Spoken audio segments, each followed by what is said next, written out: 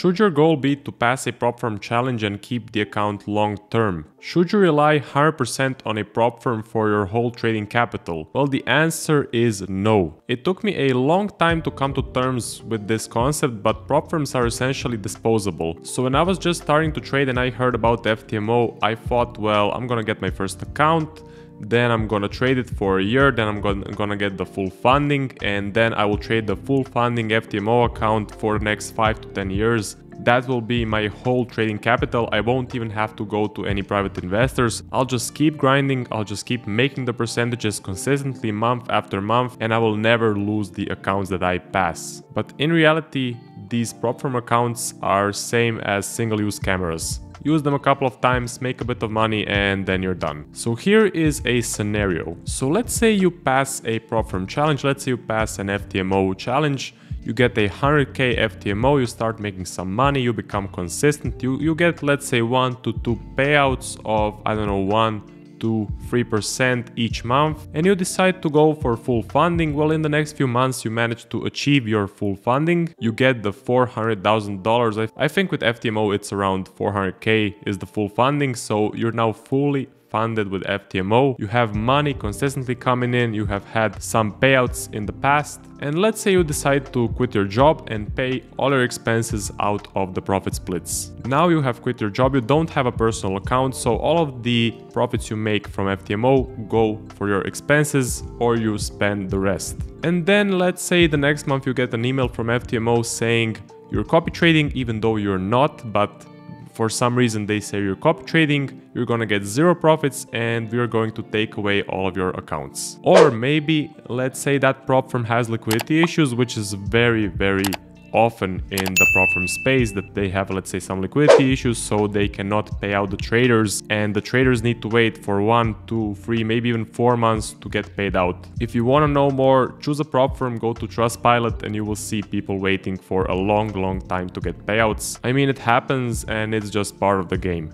But in both scenarios you don't have money coming in. So in the first scenario you get 0 profits and you lose all of your accounts. The second scenario, there is a liquidity issue and you cannot get a payout right now. But the bills start coming in, the expenses start coming in, and you have quit your job. What will you do then? From what I have seen in this prop firm space, in the last few months it has gotten much harder to get consistent payouts out of the prop firms. So as I said, I have checked out some of the prop firms Trustpilots, and there are many issues with delayed payouts, huge spreads, copy trading when the trader is not copy trading. There are even examples of a trader getting free consistent month-on-month payouts and then he gets blocked for some arbitrary breach of the rules. I mean, it even states in the contract that you sign with the prop firms, they can change the rules. They can say you're copy trading, they can take away your accounts, they can say you're using a trade copier, let's say you're using social trader tools, and they can make using social trader tools a breach of your agreement, which also happened. I also read they have been closing traders' accounts because of trading from different IPs, and the trader may have just been traveling around, so you never know. You may be asking, well, why are they failing so many people? Why are they not reaching out and saying to the traders, to the funded traders, look, you breached the rules, but let's make some sort of an agreement because we're making money when you are making money? Well, it's because basically they're making all of their money from the failed challenge fees. So they want you to fail, they want you to lose the account. Any profit you make, they pay you out of the challenge fees. So any trader that makes, let's say, 50, 60, 70 grand, in most cases, he will either get a delayed payout, he will get a partial payout, or he won't get a payout at all. Why? Well, because they're not making that much money from the challenge fees, so they cannot just pay someone out 70 grand in one go because it's too much. This is what I was talking about with the liquidity issues. So the prop firms are out to get you.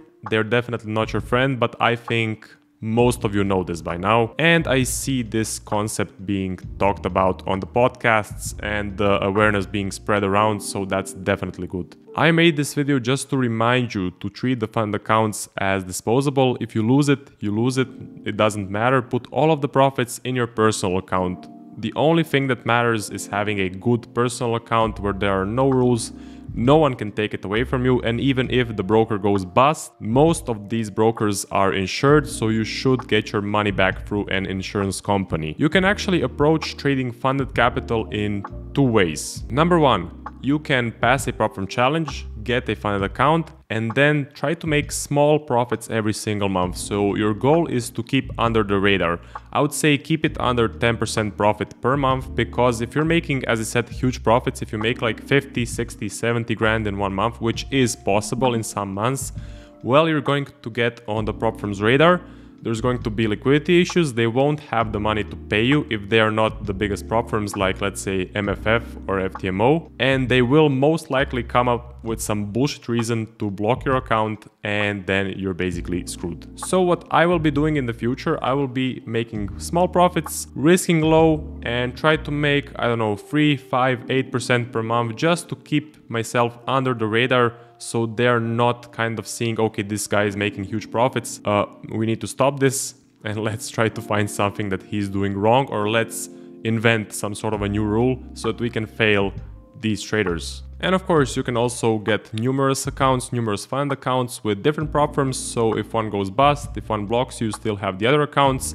And if you fail the account, you can always try another challenge. But I think having, let's say, a 100 or a 200 grand account with a prop firm and making, I don't know, 3 to 5% per month on average is definitely good money and is definitely a good income. So you can use these prop firms to your advantage, but if you get too greedy, if you start making huge profits, well, I don't think it's gonna end well. And the second approach is you can go all out and you can try to rinse them dry. The goal with this one is to make the profits, take out the payout, and then, well, run away. I have seen some traders risking, let's say, 2% per trade, 3% per trade, thus increasing their profits. And I think for your first payout, a prop firm may be tolerant, so they may actually pay you out that huge amount. But for your second payout, I think you're not gonna reach the second payout because, as I said, you will get on their radar. So you can also try the second approach, pass a funded challenge, make huge money, take out the profits, lose the account, and then go to the next one. I'm not suggesting you over risk on your personal account, so on your personal, stick to your risk management. For me, it's 1% per trade, but on the fund account, as I said, I have seen some traders going 2%, 3%, maybe even 4% risk per trade if you have the stomach for it, and then, well, the profits will be huge and you just may get a huge payout with, let's say, My Forex Funds or one of these larger prop firms. For both of these approaches, if you lose the fund account, it doesn't really matter. I mean, hopefully you made some money from the profit splits. You can just take out a new challenge, get a new account, go with a different firm, and do it all over again. It's rinse and repeat. And that is how it's done by professionals. They pass the challenge, get the account, make the profits, get the profit split, lose the account, and take out a new challenge or go to a different firm. The professional traders know that they're consistent, they know they can just pass another account, so it's not really an issue if they lose the old one. Again, their main focus is on the personal account and building that personal account. Even if you lose an account, don't get depressed. Everyone loses a final account. It happens. Maybe you breached some rules, maybe you got too big of a payout, so they blocked you for a bullshit reason. In the end, only thing that matters is, are you consistent? And can you pass the funded challenge again? Can you get a profit split again? So stop looking at these prop firms as a holy grail. I mean, they're not. They're a way to make extra money, but they will not save you. They're not your friend, and they definitely don't like profitable traders. When you know what you're doing as a trader, it's basically like counting cards at the blackjack table. But be careful, because the casino is watching and they can kick you out anytime they want. I'm just curious. I saw you shuffling your checks with your right hand. Can you do that with both hands? No.